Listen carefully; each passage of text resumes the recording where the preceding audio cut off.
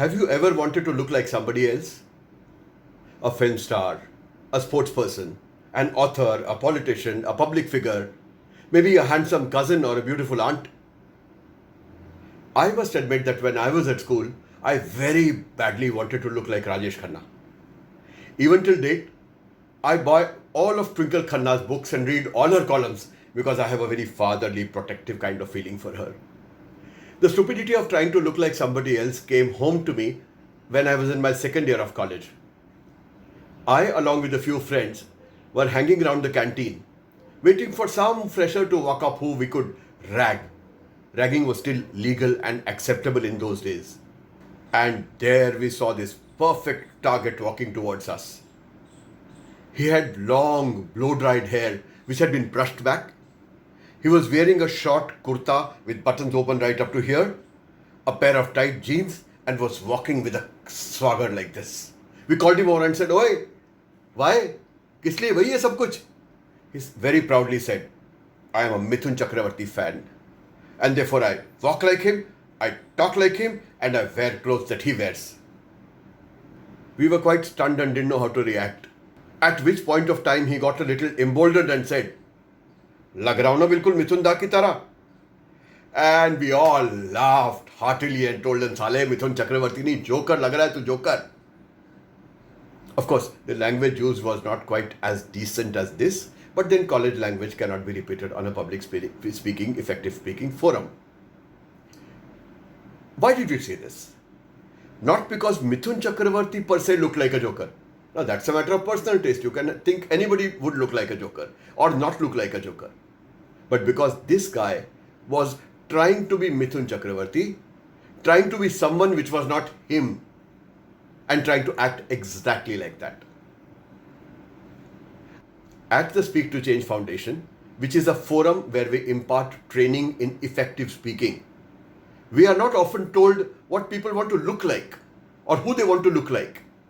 But we are very often told, "I want to speak like you," or like Arun Prabhu, or like Vibha or Nirja, or like Shashi Tharoor. The moment someone comes up to me and says, "I want to speak like X," I make him or her sit down and tell them this Mithun Chakravarti story and explain to them that if they ever tried to be anybody but themselves, they would look like jokers and they would be laughed off the face of the earth.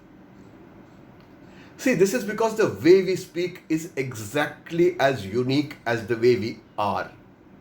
The language we use, the words we use, the way we frame those sentences using those particular words, the way we emphasize, the way we pause, the way we change our volume, the way we gesticulate, all this is absolutely unique to us.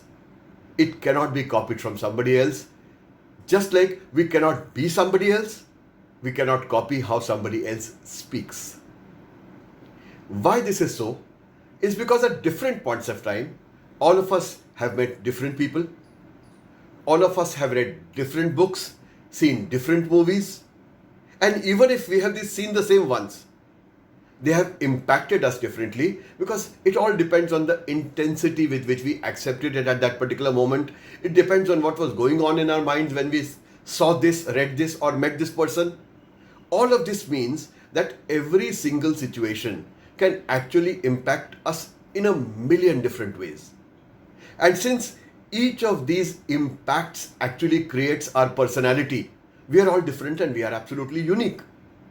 That is why every person will have a very unique DNA, just as he will have a very unique speaking style. Because how we speak arises from what we are. And since what we are is unique, how we speak has to be unique in order to be absolutely effective. So whenever you speak, wherever you speak, whatever you say to whoever you say it to, make sure you are always yourself. What is the point in training, you will say then? If one has to be only oneself and not improve or change, then why learn a skill? That is because there is a difference between learning a skill, internalizing it and making it absolutely unique to yourself and developing a style based on that skill, and blindly aping somebody else. But does not mean that we do not try to improve our language, improve our pronunciation, improve our vocabulary? Yes. But that cannot be achieved overnight. It has to be an organic process by which we practice, read, learn, understand pronunciation, and then use it effectively. We use it effectively at a stage at which it has become part of us, and not just pick it up from somebody and put it into the system. When you plant a sapling, friends, and you want it to grow into a tree, what do?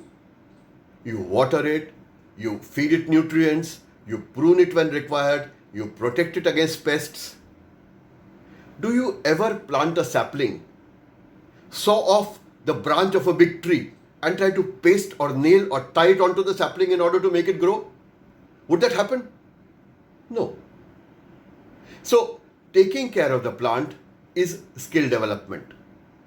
And trying to nail a branch onto a plant because you think it will make it into a big tree is blind aping. Don't do that. Whenever you speak, wherever you speak, speak like yourself.